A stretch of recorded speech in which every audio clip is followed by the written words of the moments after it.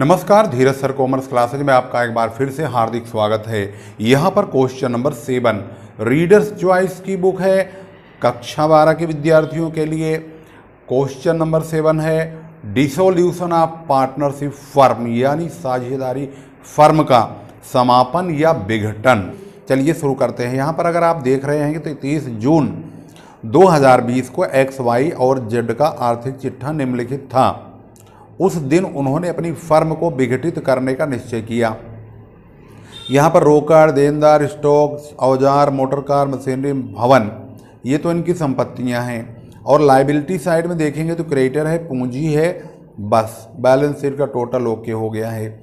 इसके बाद नीचे इन संपत्तियों को बेचने के बारे में भी जानकारी दी गई है। स्टॉक, औजार, मशीनरी और भवन और ख्याति, ये 5 संपत्तियाँ ऐसी हैं जो नगद बेची गई हैं। मोटर कार वाई ने 25,000 रुपये में ले लिया है। देनदारों से 59,000 रुपये वसूल हुए। लेनदारों को 720 रुपये छूट देकर भुगतान कर दिया गया। वसूली वे 4,620 रुपये वसूल, मतलब इन्होंने भी गलत लिख रखा है यार। वसूली वे 4,620 रुपये वसूल हुआ। वसूल कैसे हो जाएगा? खर्च हुआ बोलते हैं भाई। कभी कभी मिसप्रिंटिंग भी ऐसे कर देते हैं कि ऐसा लगता है पैसा आ नहीं जा रहा है या जा नहीं आ रहा है। अभी तो यहाँ खर्च हो रहा है, तो इसका मतलब ये पैसा वसूली के समय खर्च हो रहा है। साझेदारी संलेख के अनुसार साझेदार क्रमशः 1/2, 1/3, 1/6 के अनुपात में लाभानी विभाजित करते हैं। फर्म की पुस्तकों को बंद करने के लिए आवश्यक खाते बनाइए। तो आवश्यक खाते बनेगा ही कौन सा? Realisation account, partners capital account, cash bank account, बस दैट्स ऑल। अब इसको बनाने के लिए सबसे पहले हम रोकड़ को छोड़ करके जो संपत्तियां बिकने वाली हैं उन सभी को 1, 2, 3, 4, 5, 6 इन 6 संपत्तियों को डेबिट साइड में रियलाइजेशन के हम लिखेंगे। जितने रुपए की वैल्यू यहाँ पर लिखी हुई है सेम यही अमाउंट आपको लिखना है। 62,000, 37,000, 8,000, 12,000, 60,000 और 1 लाख रुपए हम ऐसे ही यहाँ पर लिख देंगे। रियलाइजेशन अकाउंट, यहाँ पर डेट डाल दिया हमने। अब की बार हमने डेट भी डालने की कोशिश की है, क्योंकि कभी कभी क्वेश्चन में डेट भी डालते हैं, दिखा देते हैं। कोई कोई राइटर बताता है, कोई कोई नहीं बताता है। बाई चांस अगर मान लो आपके स्कूल में डेट से समझा रहे हैं तो डेट कहाँ डाली जाएगी, तो आपको ध्यान रखना है वो डेट यहाँ डालेगी। ना भी डालोगे तब भी चल जाएगा, ऐसा कुछ नहीं है। तो यहाँ पर हमने उन सारे डेटर, स्टॉक, टूल सभी को 62,000 से लेके 1 लाख रुपए तक यहाँ पर लिख दिया है। इसके बाद हमारा दूसरा जो संपत्ति के बजाय एसेट्स को ख़त्म कर दिया हमने। अब लाइबिलिटीज़ को देखेंगे तो लाइबिलिटीज़ में लेनदार हैं 34,000 रुपये के। इनको हम क्रेडिट साइड में लिखेंगे यहाँ पर 34,000 रुपये। अब क्योंकि अब ये संपत्तियाँ बेची जाएंगी, इनकी वसूली होगी, तो इनकी वसूली के बारे में यहाँ पर आप देखोगे तो लिखा हुआ है स्टॉक, औजार, मशीनरी, भवन, ये सब नगद बेचे गए हैं। 1, 2, 3, 4, 5 और 6। तो हमने भी उन्हीं सारी संपत्तियों को जिसको जितने रुपए में बेचा गया, स्टॉक, टूल्स, मशीनरी, बिल्डिंग और गुडविल और डेटर, इन सब का total by cash bank account के नाम से लिख करके इनका टोटल 3,26,000 रुपया होगा। उसको हम क्रेडिट साइड में लिख देंगे। तो हमने इनका टोटल क्रेडिट साइड में 3,26,000 रुपये लिख दिया है। इसके बाद ये जो क्रेडिटर है 34,000 का, तो इन्होंने यहाँ बोला भाई 34,000 का जो क्रेडिटर है उसका 720 रुपये छूट लेकर भुगतान कर दो। इसका मतलब 34,000 रुपये में से 720 रुपये कम करके उसको हम कैश और बैंक के माध्यम से डेबिट साइड में 33,280 रुपये का भुगतान करेंगे। 720 रुपये 34,000 में से घटा देंगे। उसके बाद एक्सपेंसेज का भी जो यहाँ पर बोला भी वसूल हुआ, गलत शब्द लिखा गया है। 4620 रुपये का हमारा खर्च हुआ है, इसको हम लिख देंगे एक्सपेंसेज के नाम से। तो कुल जो पेमेंट होगी 37,100 रुपये का भुगतान होगा। अब हम डेबिट क्रेडिट का मैचिंग करने से पहले एक पॉइंट और देख लेते हैं। यहाँ पर मोटर कार को वाई ने 25,000 में ले लिया है, तो भाई हम इसको वाई ने लिया है तो वाई अपनी पूंजी खाते में से इस पैसों को कटवाएगा। तो यहाँ पर हम लिख देंगे by wise capital account. Motor car यहाँ अपने मेमोरी के लिए कि इन्होंने वाइज कैपिटल को क्रेडिट में क्यों किया गया है, तो यहाँ पर क्यों किया है, तो भैया यहाँ पर मोटर कार इन्होंने 25,000 की ली है, इसलिए उसका पैसा यहाँ पर कटेगा उसके कैपिटल अकाउंट में। तो हमने उसके कैपिटल अकाउंट के नाम से यहाँ पर लिख दिया। अब डेबिट क्रेडिट का हम डिफरेंस करेंगे। तो जो क्रेडिट साइड का टोटल है ये ज़्यादा है, क्योंकि यहाँ 34,000 है, 3,26,000 है, 25,000 है, इन सब का टोटल 3,85,000 होगा, जो कि ज़्यादा है। हम इसी को दोनों तरफ लिखेंगे। 3,85,000 में से 1 2 3 4 5 6 7 इन सातों को माइनस कर देंगे तो 68,100 रुपये का प्रॉफिट आ जाएगा। ये रियलाइजेशन का प्रॉफिट है। इसको हम इन सभी पार्टनरों को इनके इस अनुपात में बांट देंगे। इस 68,100 का 1/2 करेंगे तो हम इसमें x को देंगे, 1/3 करेंगे तो y को देंगे, और 1/6 करेंगे तो z को देंगे। तो हमने यहाँ पर इसको बांट दिया 1/2, 1/3, 1/6। इसके बाद अब हम बनाएंगे partners capital account. Partners capital account में शुरू कैसे होगा भाई, यहाँ पर आपको पार्टिकुलर्स XYZ, पार्टिकुलर XYZ लिखना है। पार्टनर्स कैपिटल अकाउंट यहाँ हेडिंग डाल देनी है ऊपर। बाई बैलेंस BD में इनके पार्टनरों की पुरानी पूंजी लिखनी होगी। पुरानी पूंजी कितने रुपए की है वो देख लेते हैं। 1,20,000, 90,000 और 60,000। इसको हम यहाँ लिख देंगे सबसे पहले। इसके बाद जो रियलाइजेशन के प्रॉफिट हुआ है ये वाला क्रॉस चलता है तो इधर जाएगा क्रेडिट में। भाई वैसे भी फायदे क्रेडिट में बढ़ते हैं तो ये फ़ायदा ही तो हुआ है, क्रेडिट में आ गया। इसके बाद टू रियलाइजेशन के नाम से वाई ने वो लिया हुआ था, एक आइटम लिया था वाई ने, और वो था मोटर कार। तो वाई का जो मोटर कार है यहाँ पर लिखा हुआ है वो वाई के कैपिटल अकाउंट के डेबिट साइड में लिखा जाएगा टू रियलाइजेशन अकाउंट के नाम से। अगर एक्स ने कुछ लिया होता तो यहाँ पर आ जाता, जेड ने लिया होता तो यहाँ आ जाता। फिलहाल इसमें वाई ने लिया है 25,000 रुपये का, तो 25,000 रुपये हम डेबिट में लिखेंगे।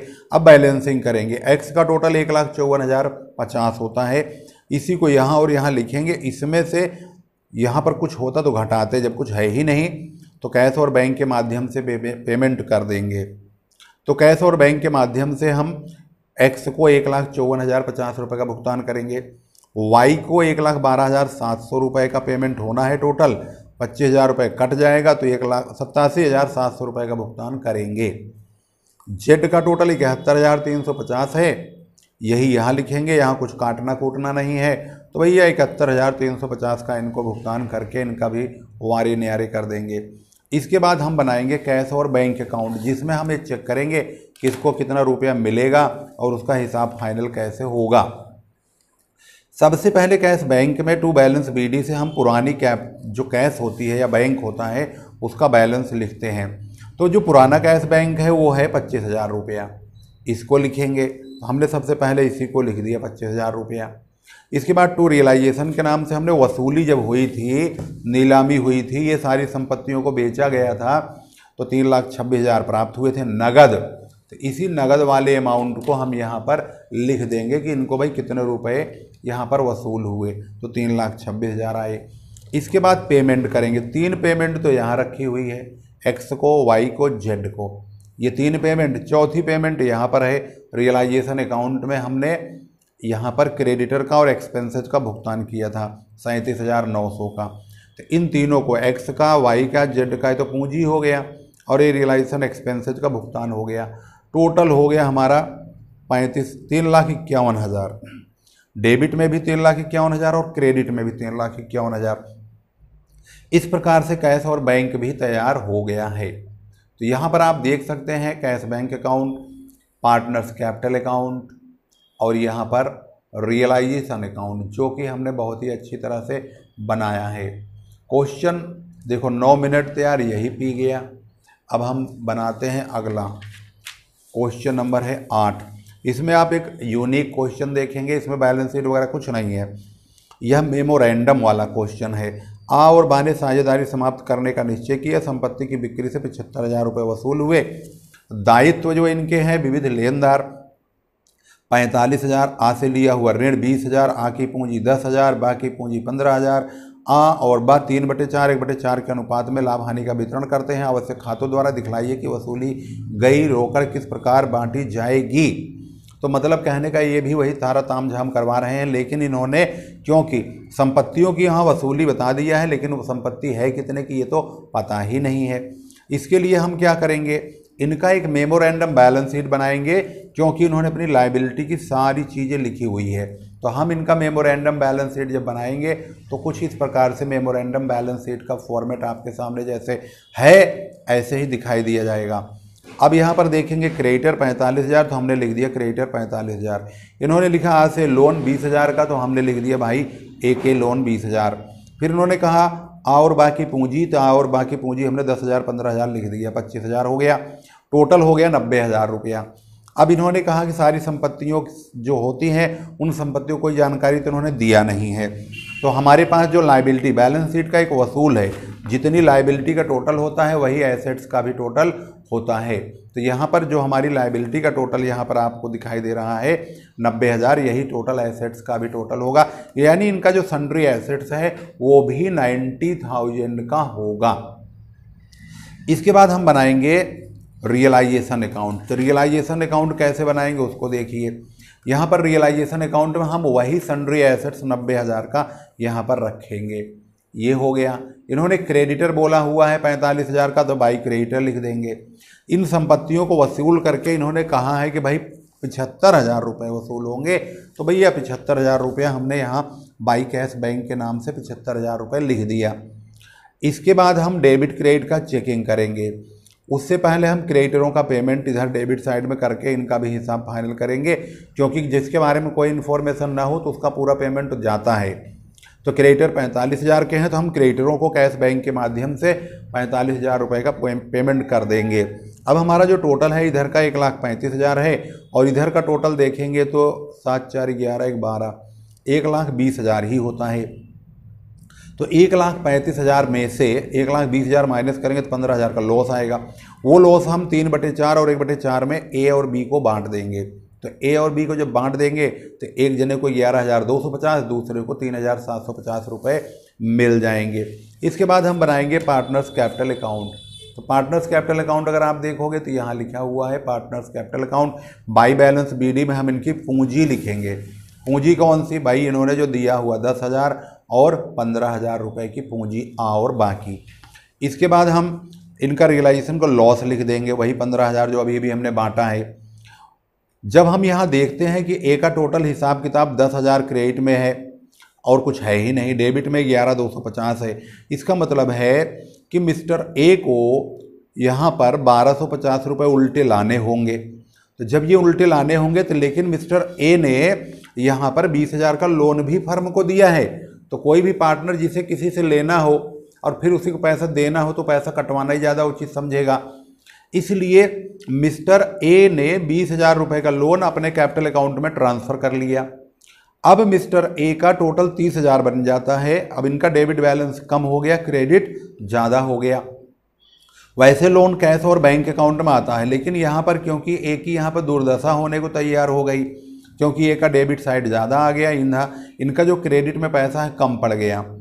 अब इनको पैसा लाने के बजाय ले जाने की नौबत आ मतलब ले जाने के बजाय लाने की नौबत आ गई। यानी ये पैसा फर्म से वसूलने के बजाय अभी फर्म को उल्टा देने की नौबत थी। लेकिन इन्होंने क्योंकि लोन 20,000 का दिया हुआ था, इन्होंने अपना लोन यहाँ पर ट्रांसफ़र कर लिया। ऐसी सिचुएशन में जब डेबिट साइड ज़्यादा हो, क्रेडिट साइड कम हो और उसी पार्टनर का लायबिलिटी साइड में लोन हो, उस लोन को तो हम यहाँ ट्रांसफ़र कर लेंगे ताकि इस पार्टनर को पैसा लाने की नौबत ना आए, बल्कि इसे जब लोन दिया है तो पैसा अपना लेके जाएगा।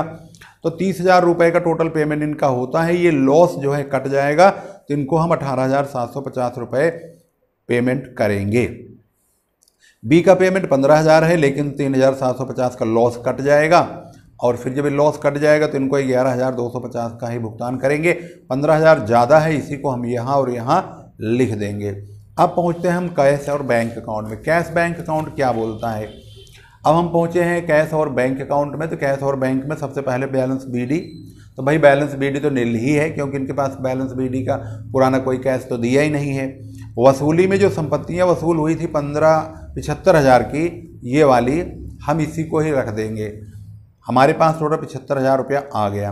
अब पेमेंट में ए को अभी हमने पेमेंट दिखाया 18,750 रुपये का, बी का पेमेंट 11,250 का, रियलाइजेशन के माध्यम से 45,000 रुपये के क्रेडिटर का पेमेंट हो गया था, जो कि यहाँ पर आप देख रहे हो। क्रेडिटर का 45,000 रुपये ए और बी का पेमेंट 18,750, 11,250 पेमेंट, 3 पेमेंट हमने यहाँ पर दिखाया है और इन 3 पेमेंट को लिखते ही दोनों तरफ बिल्कुल ओके हो गया, यानी मामला बिल्कुल बेहतरीन हो गया। अब ये कैश जो है, कैश बैंक का अकाउंट पूरी तरह से कम्प्लीटली मैच हो चुका है। इसमें भी आपने देखा कि मेमोरेंडम बैलेंस शीट कैसे बनाते, क्यों बनाते, कब बनाते हैं। तब बनाते हैं जब हमारे पास एसेट्स का पता लता ना हो। जैसे इसमें एसेट्स का पता लता नहीं है, लायबिलिटी भर दिया है दुनिया भर का और कह दिया कि भाई खाते बंद करो, तो खाते बंद तो जब ही करोगे जब आपको कुछ पता लता होगा। तो इसीलिए इसमें मेमोरेंडम बैलेंस शीट बनाया गया। तो मेमोरेंडम बैलेंस शीट कब बनाई जाती है ये भी आपको पता चल गया। 10 मिनट के बजाय 16 मिनट हो गया। चलो कोई बात नहीं है, वीडियो तो आपके फ़ायदे की हो ही गई। 2 सवाल भी हमने कवर कर लिया है। अगली वीडियो में हम क्वेश्चन नंबर 9 को अजय और विजय वाला क्वेश्चन लेकर आ रहे हैं।